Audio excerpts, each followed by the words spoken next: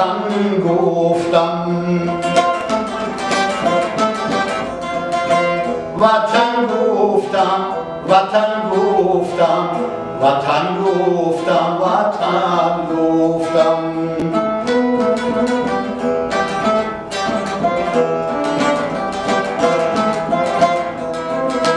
هزاران بار ما گفتم کسی هم دل نشد، اما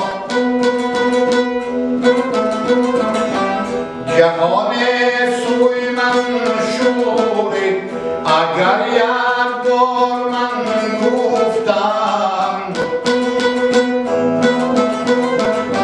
و آیا دل نهادم دیده و دل بر عیان بستم، به غربت از وطن گفتم، به خلوت انجمن گفتم. وطن گفتم، وطن گفتم، وطن گفتم، وطن گفتم.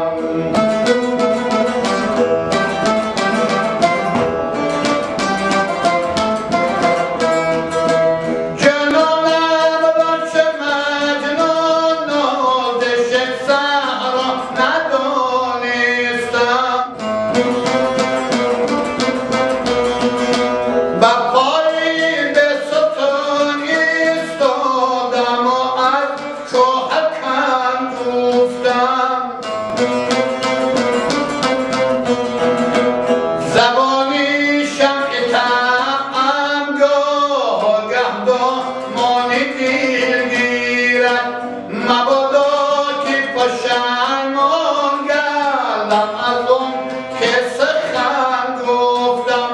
پشیمان نیستم هرگز سخن چون از وطن گفتم.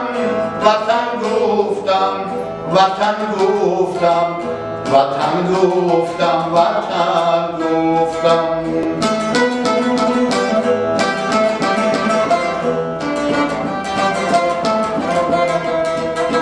نه سر گفتم نه پا گفتم، نه جان گفتم نه تن گفتم.